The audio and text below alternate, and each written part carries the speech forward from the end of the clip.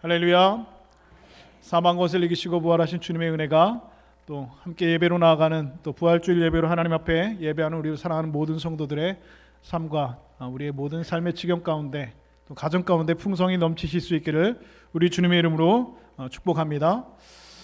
오늘 부활절 예배로 하나님 앞에 나아갈 때 다른 어떤 날보다 우리 마음 가운데 주님께서 주시는 기쁨, 세상이 줄 수 없는 우리 주님께서 주시는 그 부활의 기쁨이 있기를 원하고, 또 우리가 매 주일은 부활을 주님께서 부활하신 날을 기념하는 날입니다.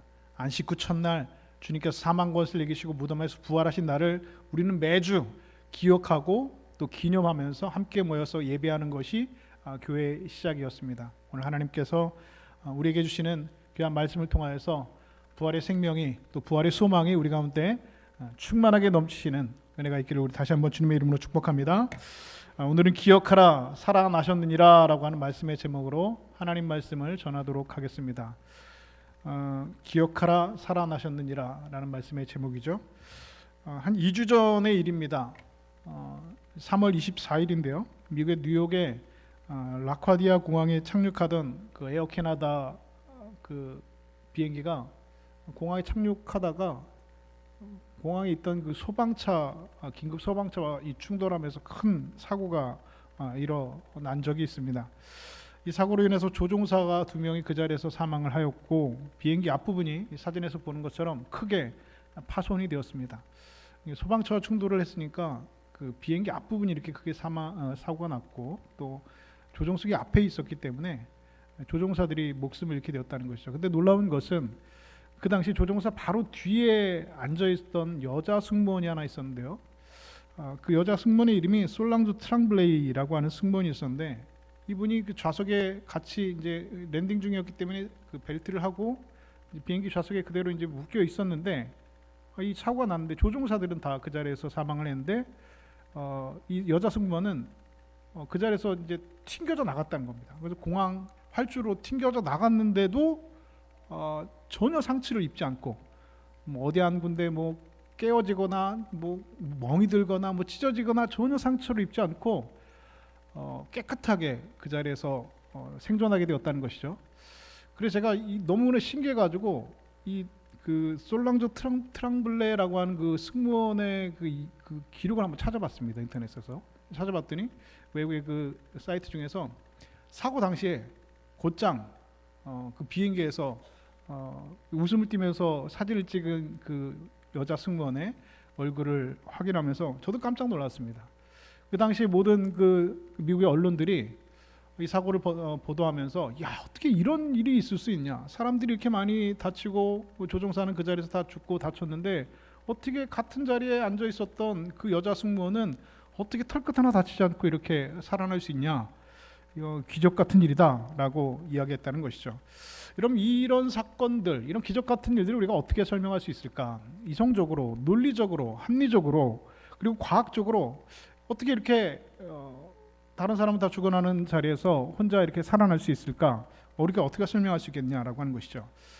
사람들은 이런 일들을 두고 뭐라고 말하느냐? 기적이라고 말을 합니다. 여러분, 기적에 대해서 여러분은 어떻게 생각을 하십니까? 여기 앉아 계신 분들 중에서는 기적을 믿는 사람들도 계실 것이고, 에이, 기적이 어디 있습니까? 라고 말씀하시는 분들도 계실 것 같습니다. 설교를 할 때는 목사를 쳐다보는 게 좋습니다. 네. 고개를 숙이고 계신 분들은 앞에를 좀 보시면서 같이 예배를 드리셨으면 좋겠습니다. 기적이 있다고 믿는 분도 계시고 기적이 없다라고 믿는 분들도 계실 텐데요. 사전에는 기적을 뭐라고 설명하고 있냐? 기적이라고 하는 것은 우리 인간의 상식으로는 설명할 수 없는 일이라고 기적에 설명을 하고 있습니다. 상식이라고 하는 것은 무엇입니까? 우리 인간의 이성으로 동의가 되는 일들을 말하죠. 그래서 기적이라는 것은 논리적으로는 인간의 이성의 범주를 뛰어넘는 일이고, 과학적으로는 물리 법칙을 뛰어넘는 것을 우리는 기적이라고 말합니다. 그런데 여러분, 우리가 기적을 인정하든 인정하지 않든 이 세상 어디인가는 이렇게 기적 같은 일들이 지금도 일어나고 있다라는 겁니다. 사람들은 말을 하죠. 야, 어떻게 이런 일이 일어날 수 있냐? 어떻게 이렇게 말도 안 되는 일이 일어날 수 있느냐? 병원의 의사 선생님들 중에서는 가끔 그런 일들을 말씀하시는 분들이 계십니다. 목사님, 병원의 현장에 있다 보면 정말로 의학적으로는 설명할 수 없는 일들이 일어날 일들이 참 많이 있습니다. 환자한테 그래서 이렇게 말한다는 것이죠. 당신이 어떻게 이렇게 살아났는지 나는 의학적으로 설명할 수 없습니다. 어떻게 이 병이 낫게 되었는지 도저히 과학적으로 의학적으로 설명할 수 없습니다 라고 하는 말을 듣는 환자들도 있다는 겁니다. 그리고 의사가 이렇게 말한다는 거죠. 신이 계시다면 신이 당신을 도우셨습니다. 이것은 당신에게는 기적 같은 일입니다. 하늘의 선물입니다. 이런 일을 의사가 직접 하게 된다는 겁니다. 여러분, 이런 기적과 같은 일들이 오늘 우리에게도 얼마든지 일어나고 있습니다. 그런데 오늘 본문은 예수님께서 죽음을 이기시고 부활하신 그 놀라운 현장의 소식을 우리에게 전해주고 있는데요. 분명히 죽으셨던 예수님께서 3일 만에 다시 그 사망 권세를 이기시고 부활하셨다. 성경은 기록을 하고 있습니다. 자, 예수님께서 부활하셨다. 여러분은 어떻게 생각하십니까? 죽은 사람이 3일 만에 부활한다는 말이 여러분 정말로 믿어지십니까? 물론 이 중에서는 많은 분들이 예수님께서 부활하셨습니다 라고 말을 하면 아멘, 할렐루야, 저는 예수님의 부활을 믿습니다 라고 대답하시는 분들도 계시겠지만, 이 중에서는 아마도 목사님 부활이 믿어지진 않습니다 라고 말씀하신 분들도 얼마든지 있을 겁니다. 예수님의 가르침, 성경 말씀은 참 좋으신 말씀이고 좋은 가르침입니다만은 문제는 무엇이냐, 내가 가르침은 예수님의 가르침을 받아들일 수 있겠는데 그 기적은 내가 받아들이기가 쉽지가 않습니다. 그 기적은 내가 믿기가 쉽지 않습니다. 특별히 죽은 사람이 다시 살아났다, 3일 만에 살아났다라고 하는 사실은 도무지 믿어지지가 않습니다 라고 말씀하시는 분들이 교회 안에도 여러분 간혹 있다라고 하는 것이죠. 자, 그렇다면 여러분, 부활이 사실이 아니라면 여러분, 누군가가 그 부활을 꾸며냈다라고 하는 것이죠. 거짓말로 그 부활을 꾸며낸 것이란 겁니다. 그렇다면 여러분, 예수님의 부활의 그 소식을 거짓말로 꾸며낸 사람들은 여러분 누구일까요? 누가 여러분 예수님의 부활을 꾸며냈을까요? 예수님의 제자들이겠죠. 예수님의 12제자들이 예수님께서 죽으셨는데 그 시신을 잠깐 훔쳐다가 이렇게 해놓고서 우리가 예수님을 부활하셨다고 사람들한테 거짓말을 치자, 예수님 죽으셨는데 우리가 시신을 어디다가 숨겨놓고 무덤을 알려주지도 않고 우리가 그냥 예수님께서 부활하셨다라고 우리가 세상 사람들을 다 한번 속여보자, 거짓말을 치자, 얘기를 꾸며내보자 라고 말했다는 것이죠. 그러면 여러분, 이 11명의 제자들, 그러니까 가룟 유다는 죽고 11명의 제자들이 다 모여서 회의를 했겠죠. 왜냐하면 서로 입이 맞아야 되기 때문에, 서로 입을 맞춰야 되기 때문에 다 모여서, 자, 우리가 어떻게 예수님의 부활을 꾸며낼 건지 한번 얘기를 해보자. 어떻게 한번 했을 겁니다. 논의를 했을 겁니다. 그러면 예수님께서 부활하셨을 때 제일 먼저 예수님의 부활의 그 장면, 부활의 무덤을 찾아간 사람들은 누구라고 우리가 얘기를 전할까? 누구라고 할까? 한번 상상을 해보시죠. 자, 그러면 오늘 성경 근데 제자들이 꾸며낸 이야기라고는 할 수 없는 그 사람들이 등장을 하고 있는데, 그 사람들이 누구라고 말하고 있습니까? 여자들이라고 말하고 있습니다. 여자들. 그러니까 우리가 볼 때 여자들이 뭐 그럴 수 있지, 예수님의 부활의 그 무덤에 제일 먼저 찾아간 사람들이 여자들이라고 부활의 증인이라고 말할 수 있겠지라고 생각하지만, 그 당시에 이 문화권에 있는 사람들에게는 이것은 여러분 있을 수 없는 일입니다. 왜냐하면 그 당시에 여러분 여성의 사회적인 지위를 바라볼 때 여러분 여성들은 인구 숫자에도 여러분 포함이 되지 않는 시절이었잖아요. 그렇죠? 그리고 특별히 여성들은 법정에서 증인으로 설 수가 없는 사람들입니다. 그런데 법정에서 증인으로 세울 수 없는 여성들을 부활의 첫 번째 증인으로 제자들이 정하기로 했다? 이게 좀 말이 안 돼요. 만약에 제가 예수님의 제자라면, 자, 그러면 여자들 말고 베드로가 예수님을 제일 먼저 무덤에서 보고, 그리고 나서 다른 사람들이 알려서 우리가 다 후루룩 올려가서 예수님의 부활을 확인했다라고 만들었을 것 같은데요. 그런데 성경은 그렇게 전하고 있지 않습니다. 뭐라고 말하고 있습니까? 여자들이 전했다. 여자들이 제일 먼저 그 부활의 예수님을 만났고 그들이 증언했고, 그리고 그 소식을 여자들이 제자들한테 알려줘서 제자들이 그 이후에 알게 되었다라고 말하고 있습니다. 굳이 법정의 증인으로서 세울 수 없는 여성들을 부활의 증인으로 말할 필요가 없다라는 것이죠. 그런데 성경은 분명하게도 그날의 첫 번째 부활의 증인으로 여성들을 등장시키고 있습니다. 저라고 하면 인간적으로 상식적으로 할 수 없는 일들을 성경은 이렇게 진술하고 기록하고 있다는 얘기입니다. 무슨 뜻입니까? 여러분, 이것이 꾸며낼 수가 없다는 겁니다. 지어낼 수 있는 이야기가 결코 아니라는 것이죠. 오늘 본문을 우리가 그대로 재구성한다면 주님께서 부활하신 날은 안식 후 첫날입니다. 안식일은 토요일이니까 안식 후 첫날, 금요일 날 돌아가시고 안식일 날 무덤에 계시고 안식 후 첫날 새벽 미명, 그러니까 오늘이죠. 주일 새벽에 주님께서 이제 새벽 미명에 이제 부활하시려고 하시는데 그 무덤에 여인들이 함께 향해서 걸어갔다는 겁니다. 그리고 10절 말씀은 그녀들의 이름을 우리에게 알려주고 있는데요. 말씀해 보니까 첫 번째 여인은 막달라 마리아라고 하고, 두 번째는 요한나라고 하는 여성, 세 번째는 야고보의 엄마 마리아라고 하는 여성들이 이름이 언급되어 있고, 그리고 그 이외에 이름이 정확하게 언급되어 있지 않지만 여러 명의 여인들이 있었다라고 하는 것을 보면 최소한 3명 이상, 4명에서 6명, 7명의 여성들이 그날 예수님이 부활하신 그 무덤에 올라갔었다라고 성경은 기록하고 있는 겁니다. 자, 그렇다면 여러분, 이 여자들이 왜 예수님의 무덤에 왜 갔을까요? 성경에 보니까 이 여성들이 무덤에 간 이유를 정확하게 기록하고 있는데, 그것은 그 시신에 향유를 바르기 위해서, 그러니까 그 지역의 장례 문화는 그 시신에게 향품을 바르는 문화가 있습니다. 향유를 발라주는 겁니다. 그래서 시신의 냄새도 제거하고 오랫동안 보존하기 위해서 시신에 향유를 발라드리는 그런 문화가 있었는데, 그래서 이 여인들이 향유를 준비해가지고 예수님의 무덤에 찾아간 겁니다. 그래서 무덤이 보일 만큼 저 멀리에서 예수의 무덤에 이제 거의 다 왔는데 그녀들이 깜짝 놀랄 만한 일을 지금 바라보고 있는 것이죠. 그것은 무엇입니까? 성경은 그 여성, 무덤을 찾은 여인들이 바라보았던 그 무덤의 모습이, 무덤 문이 어떻게 있었다? 열려져 있었다라고 기록을 하고 있습니다. 여러분, 이 당시에 그 유대의 장례 문화는 동굴에다가 이렇게 무덤을 쓰기 때문에 동굴 앞에 이제 돌로 이렇게 무덤을 이렇게 막아놓은 겁니다. 그러니까 시신을 뭐 짐승들이 이게 그 뭡니까 훼손시키지 못하도록, 다른 사람들이 그 지역에 이제 들어가지 못하도록 저 돌을 이렇게 막아놓는 것이죠. 굴려서 막아놓는다는 것이죠. 그런데 이 돌이요, 그냥 누가 한 사람이 가가지고 이렇게 밀어가지고 옮길 수 있는 돌이 아니라는 겁니다. 장정들 대여섯 명이 이렇게 움직여가지고 돌문을 이렇게 겨우 막아놓은 겁니다. 그런데 이 여성들이 갔었을 때 이 무덤 문이 열려 있었다는 겁니다. 어저께가 여러분 안식일이었습니다. 유대인들은 여러분 그런데 안식일날 움직인다고요? 안 움직인다고요? 안 움직입니다. 일을 안 합니다. 이동하는 건 율법이 어긴 일이 되기 때문에 안식일날 이런 무덤 문을 옮기는 그런 일을 유대인들은 절대로 하지가 않습니다. 그러니까 여러분, 이 무덤 문을 옮겨놓을 사람은 여러분 유대인 중에는 없는 겁니다. 율법을 어기면서까지 무덤 문을 연다? 그런 사람은 없습니다. 게다가 다른 복음서에 보면은 이 예수님의 무덤을 지키고 있었던 사람들이 있었습니다. 누구입니까? 군병들이 있었습니다. 명령을 받았습니다. 예수가 부활하셨다고 하는 그 얘기를 분명히 했기 때문에 제자들이 혹시라도 이 시신을 숨겼다가 나중에 부활했다고 거짓말 칠 수 있으니까 예수의 무덤을 든든히 지키라고 군병을 세워놨다고 합니다. 그런데 여러분, 이 군병들이 지키고 있는 무덤 문이 여러분 열렸다고요? 상상할 수가 없는 일이죠. 여인들이 가까이 가서 무덤 안을 들여다봤는데 무덤 안이 어떻게 되어 있었습니까? 비어 있었다라고 성경은 기록하고 있습니다. 여러분, 이 여자들은요, 금요일날 예수님께서 십자가에 죽으신 것을 본 사람들입니다. 그리고 예수님께서 이 무덤 속에 들어간 것을 이 여인들은 눈으로 목격한 사람들입니다.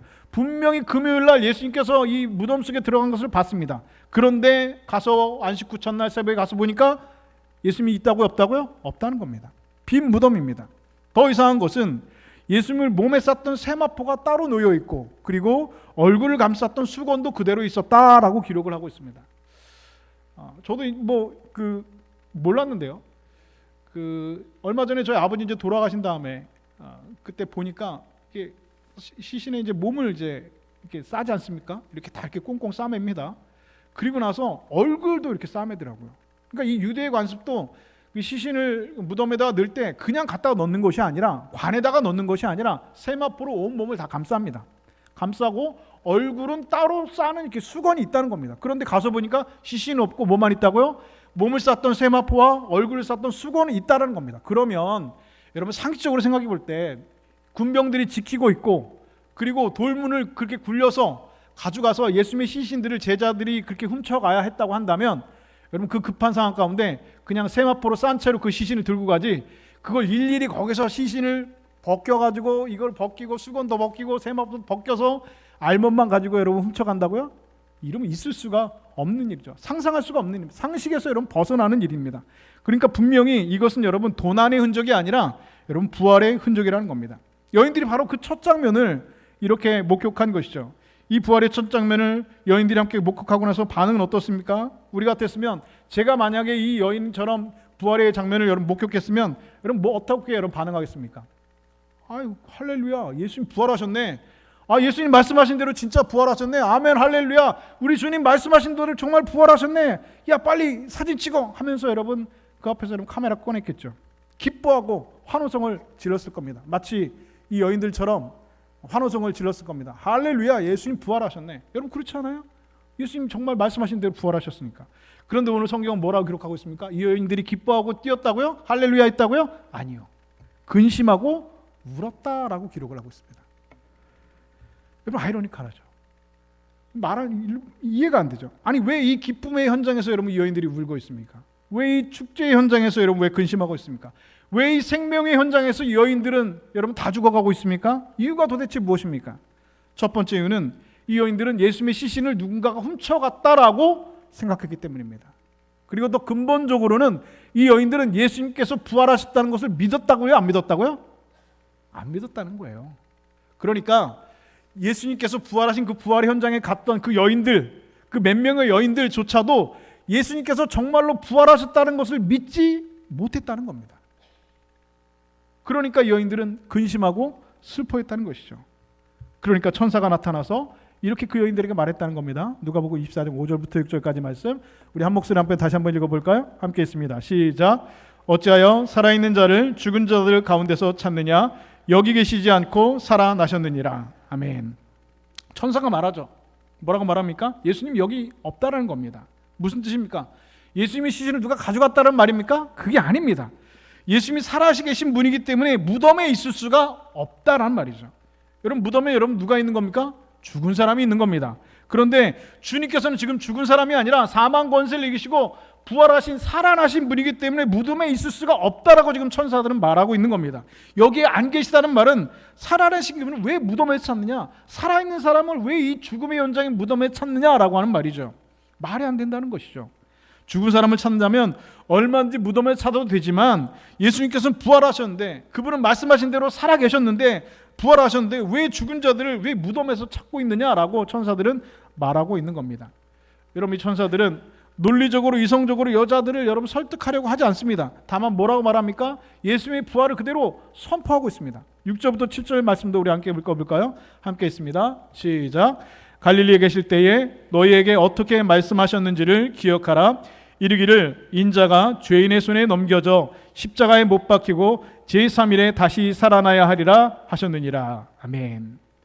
그럼 복음서에 의하면 마태, 마가, 누가, 요한 이 4복음서에 의하면 예수님께서 십자가에 달리기 전에 제자들에게 순환 예고를 엄청나게 하셨습니다. 나는 십자가에 달려서 죽을 것이다. 그리고 죽은 지 3일 만에 부활할 것이다. 예수님께서는 이미 제자들에게, 그리고 갈릴리에서 수많은 그 여인들에게 예수께서는 이미 말씀하셨습니다. 한 번 말했다면 잊어버릴 수 있습니다. 두 번 말했다면 그것도 잊어버릴 수 있어요. 여러분 한두 번 말한 것이 아니죠. 근데 3-4번이잖아요. 3번 얘기했는데 여러분 그것을 잊어버렸다면 여러분 어떻게 이걸 여러분 모를 수가 있을까요? 어떻게 이걸 잊어버릴 수가 있습니까? 천사들이 뭐 구구절절 예수님께서 뭐 이렇게 말씀하신 거 설명하지 않고 담백하게 예수님께서 하셨던 말씀을 여러분 뭐라고 말씀하십니까? 오늘 기억하라고 말씀하고 있습니다. 그러니까 갈릴리에서 전에 예수님께서 너희들에게 하셨던 그 말씀을 3일 만에 내가 부활할 것이라고 하셨던 그 말씀을 어떻게 해라? 기억하라고 말씀하는 겁니다. 여러분 기억이라고 하는 것, 이 기억이라고 하는 것은 과거에 있었던 어떤 한 시간과 한 장소에서 일어났던 일을 우리가 회상하는 것을 우리는 기억하는 것이라고 이야기합니다. 여러분 만약에 이 여성들이 기억을 하고서 예수님께서 갈릴리에서 하셨던 그 말씀을 머릿속에 분명히 기억하고 무덤을 찾았다면 여러분 어떤 일이 일어났을까요? 가면서 이 여인들이 서로 이렇게 얘기했을 것 같습니다. 야, 예수님께서 전에 우리 가운데 우리에게 갈릴리에서 죽은 지 3일 만에 부활하신다고 하셨는데 이제 가면은 예수님께서 부활하셨겠지? 아유 그럼 예수님께서 부활하신다고 했는데 당연히 예수님 부활하셨겠지. 우리 가서 우리가 한번 예수님 진짜 부활하신지 한번 눈으로 한번 확인해 보자 하면서 평안한 마음으로 여러분 갔을 겁니다. 기억했다면, 그 말씀을 믿었다면. 가서 보니까 돌문이 굴려져 있어요. 무슨 생각했을까요? 야, 역시 돌문이 굴려져 있는 거 보니까 우리 주님 부활하셨네. 문이 열렸잖아. 한번 가보자. 무덤에 들어가 보니까 빈 무덤이죠. 세마포가 따로 놓여 있고 머리를 쌌던 수건도 따로 개켜져 있습니다. 어떻게 반응했을까요? 할렐루야, 우리 주님 진짜로 부활하셨네. 예수님 말씀하신 대로 서로 기쁨의 눈물을 흘리면서 감사하면서 우리 주님 돌아가셨는데 분명히 고초당하시고 분명히 어려움 겪으셨는데 부활하신 거 맞네, 진짜로 부활하셨네 하면서 기뻐하면서 함께 그들은 찬양했겠죠. 감사했겠죠. 덩실덩실 춤을 추면서 하나님 앞에 찬양했겠죠. 단지 하나님의 말씀을 기억했다면, 주님의 말씀을, 주님께서 갈릴리에서 그녀들에게 했던 말씀을 그대로 기억했다면, 믿었다면. 그런데 여러분 기억하지 못하니까 어떤 일이 벌어집니까? 기뻐해야 될 그 순간에 여러분 그 여인들은 기뻐하지 못합니다. 오히려 그 순간에 근심하고 하나님 앞에 눈물을 흘리고 있다는 것이죠. 감사해야 될 순간에 감사하지 못하고 기뻐해야 될 순간에 기뻐하지 못한다는 겁니다. 환희에 차야 될 순간에 눈물을 흘리고 있습니다. 오늘 우리도 이런 마찬가지죠. 성경 우리에게 분명히 말씀하고 있습니다. 주님께서 하신 말씀을 너희는 기억하라 말씀하고 있습니다. 기억하라. 여러분 세월을 붙들어 놓을 수 있는 방법은 없죠. 시간이라고 하는 것 모든 사람에게 공평하게 주어지고 공평하게 흘러갑니다. 시간과 함께 우리가 경험했던 모든 일들도 함께 다 지나가고 있습니다. 어떤 사람에게는 시간이 천천히 흐르고 어떤 사람의 시간이 빠르게 흐르고 그런 건 없습니다. 똑같이 누구에게나 시간은 공평하게 흘러갑니다. 오늘 우리가 예배드리는 이 시간도, 이 경험도 시간과 함께 지나가게 될 것입니다. 그런데 이 시간을 붙들어두는 방법이 있습니다. 그것은 뭡니까? 기록하는 겁니다.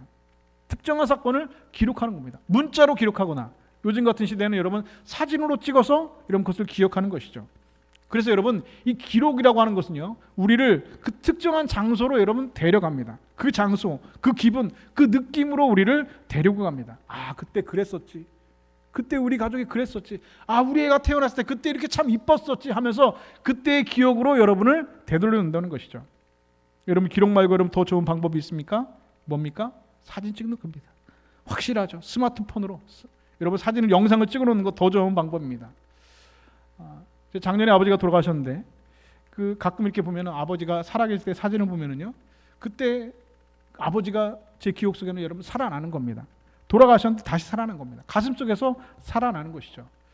여러분 초기 교회 공동체는요, 예수님의 부활을 여러분 기록했습니다. 그 당시에는 사진이 없기 때문에 여러분 무엇으로 기록했습니까? 문자로 기록했습니다. 부활 사건은 여러분 그들에게 있어서도 굉장히 독특한 경험이었고 이루 말할 수 없는 일평생에 단 한 번 있는 놀라운 경험이었습니다. 예수님의 부활로 인해서 무너졌던 기독교 공동체는 여러분 다시 세워졌습니다. 예수님이 죽으시고 나서 십자가 사건 이후에 여러분 예수 공동체는 어떻게 됐습니까? 다 흩어졌었죠. 제자들 다 도망갔습니다. 모든 70여 제자들 다 뿔뿔이해졌습니다. 예수 공동체는, 예수 운동은 이 땅에서 완전히 사라지는 것 같았습니다. 누가복음에 보면 엠마오로 가는 두 제자가 여러분 가면서 여러분 뭐라고 말합니까? 이제 끝났다. 예수 공동체는 끝났다. 이제 우린 고향에 가서 농사나 짓고 살자라고 말했다는 것이죠. 그리고 내려가다가 누굴 만났습니까? 부활하신 예수 그리스도를 만났습니다.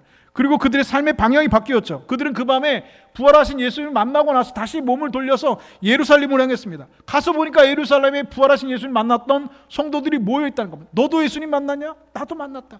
너도 부활하신 주님 만났냐? 나도 만났다. 고린도전서에 보니까 부활하신 예수님 만난 사람이 몇 명이라고요? 500명이라 500명. 예수님의 12제자뿐만 아니라 11제자뿐만 아니라 수많은 예수님의 70인의 제자들뿐만 아니라 500여 제자들에게, 바울에게 예수님께서는, 부활하신 주님께서는 나타나셨다는 겁니다.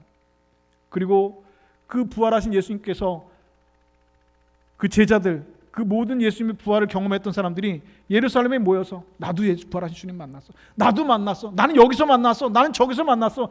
아니 나는 예수님께서 생선 구워줬어. 나는 예수님께서 밥도 주셨어. 난 예수님께서 평안하냐 물어보셨어. 나는 예수님께서 그게 하도 안 믿어져서 예수님의 제자들에게 도마는 뭐라 했다고요? 나는 예수님 부활하신 거 못 믿겠습니다. 못자국 그 창자국 내가 못 믿겠습니다 라고 했던 제자들도 있었다고 분명히 기록되어 있죠. 근데 여러분 예수님께서 뭐라 하셨다고요? 보라는 겁니다. 내 손 못자국 보라고, 창자국을 보라고. 여러분 부활하신 예수님을 만났던 그 사람들은 예루살렘에서 모였습니다. 나도 만났다, 너도 만났다. 그리고 그들은 특별한 공동체를 만들게 되었습니다. 그게 바로 여러분 무엇입니까? 바로 초대교회, 교회의 시작이라는 것이죠. 교회는 여러분 예수 부활을 경험한 사람들의 모임에서 여러분 출발했습니다. 그들은 이 여자들이 경험했던 이야기를 기록으로 남기기 시작했습니다. 그리고 한 세대가 지나가고 다음 세대가 모두 이 세상을 떠나고 난 다음에 그 다음 세대에게 이 특정한 기록들을 문자로서 기록해서 보여줍니다. 물론 처음에는 구전으로 전해졌겠죠.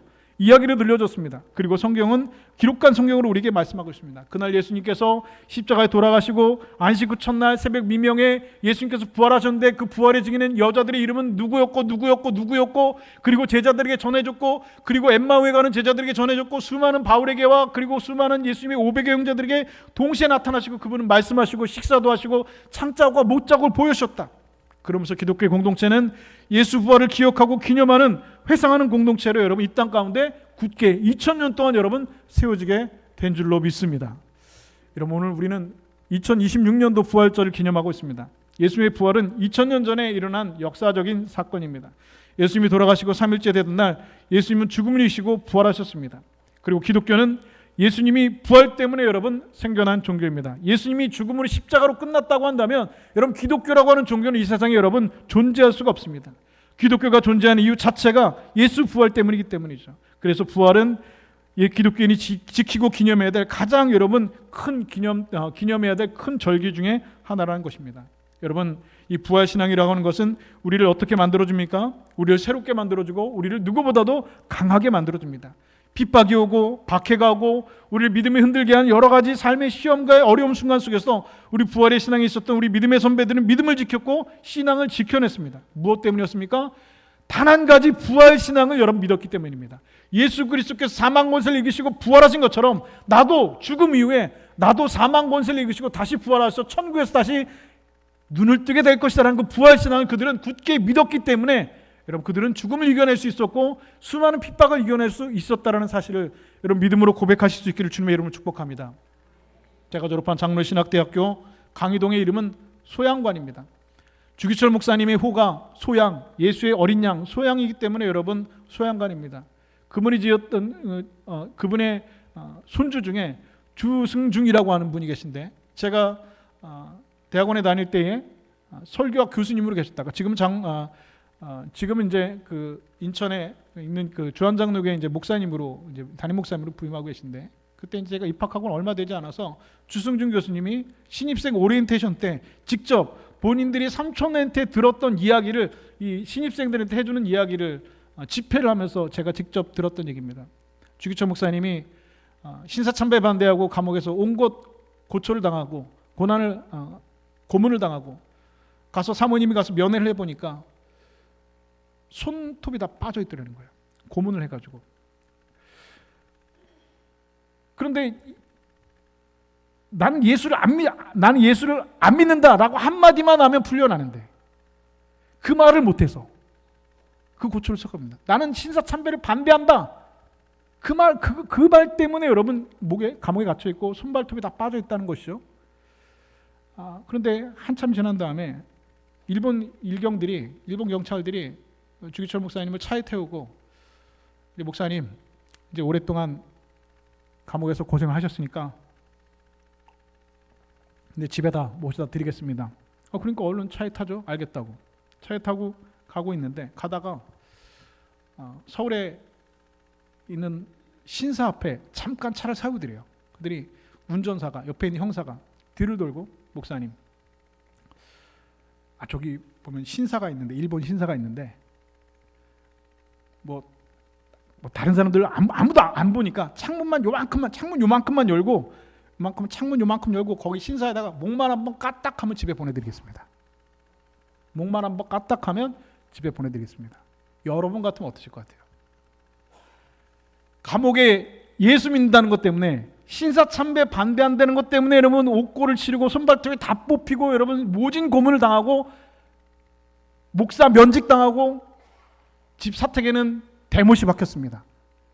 사모님하고 자녀들은 다 사택에서 쫓겨났습니다.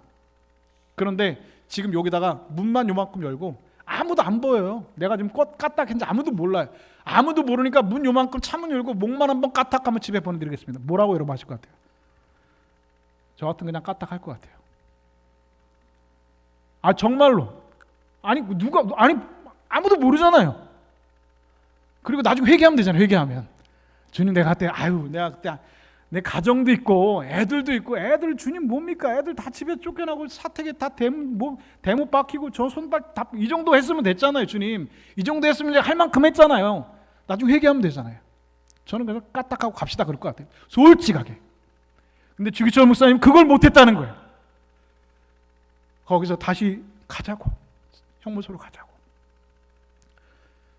사모님이 면회를 갔답니다. 손발톱이 다 빠져가지고 마지막 목사님이 하신 말씀이 그 말씀이랍니다. 여보, 나 따뜻한 숭늉 한 그릇 먹고 싶어. 그리고 그 다음날 순교를 하셨대요. 뭡니까? 이유가 뭡니까? 예수 안 믿는다 그 말 한마디를 못해서, 신사도 창문 요만큼 열고 고개 한번 까딱이는 걸 못해서, 그 핍박을, 그 고난을 이겨낼 수 있는 힘이 여러분 어디서 나오는 겁니까? 부활신앙에서 나오는 것이죠. 나도 죽은 다음에, 나도 죽은 이후에 주님께서 사망 권세를 이기고 부활하신 것처럼 나도 예수를 믿는 모든 사람들이 사망 권세를 이기고 내가 눈만 깜빡하고 뜨면 다시 천국에서 누울 것이라는 그 믿음, 부활신앙을 여러분 그 마음 가운데 간직했기 때문에 기독교 2000년 가운데 수많은 순교자들이, 오늘날 여러분 한국교회는 수많은 여러분 믿음의 순교자들이, 그 순교자들이 피를 먹고 오늘 2000년 동안, 그리고 한국교회는 지금까지 여러분 서 있다는 사실을 우리는 분명히 기억해야 될 것입니다. 그러면 예수님은 부활하셨습니다. 그리고 예수님의 부활은 굉장히 강력한 믿음과 신앙을 우리들에게 허락해 주고 있습니다. 인간에게 최고 두려운 것이 있다면 여러분 무엇입니까? 죽음이죠. 1년에 여러분 지구상에서 6천만 명이 1년에 죽어가고 있습니다. 지금 이 순간에도 누군가는 여러분 사경을 헤매고 죽어가고 있겠죠.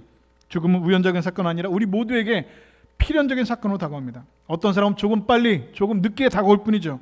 죽으면 여러분, 죽음이라고 하는 것은 모든 인생에게 여러분 다 무서운 것입니다.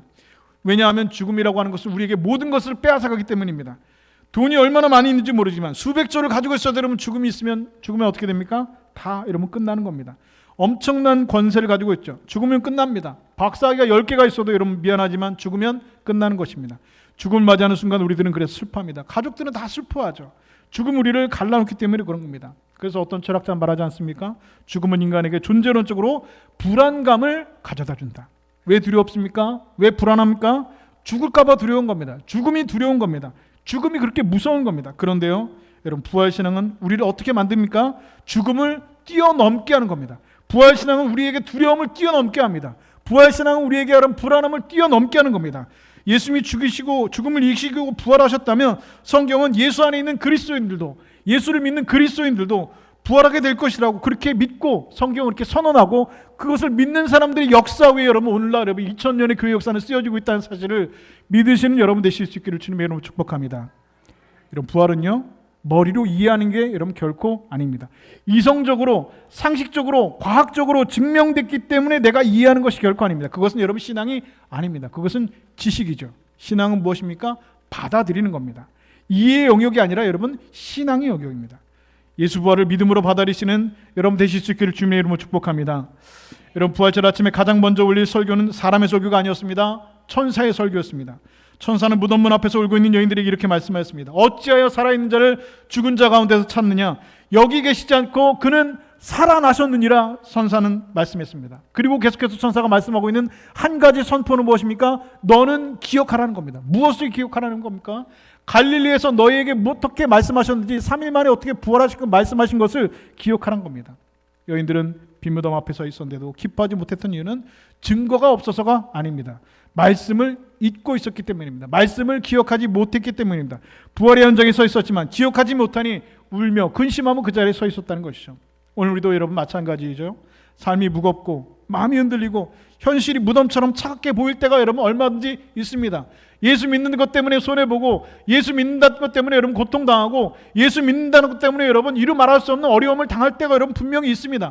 지금 여러분 우리가 신사참배를 당하는 것 같은 그런 어려움을 당하는 것은 아니지만, 예수 믿는다는 것 자체가 오늘 우리의 삶 가운데 얼마나 많은 고통과 어려움을 당하게 될 때가 여러분 있는지 모릅니다. 그때 우리의 삶은 흔들리고 우리의 믿음은 현실이 무덤처럼 차갑게 보일 때가 얼마나 많이 있는지 모릅니다. 그때 우리를 살려내는 것은 여러분 상황을 해석하는 우리의 지식이 아니라, 우리의 머리가 아니라 주님께서 하신 말씀을 여러분 기억하는 겁니다.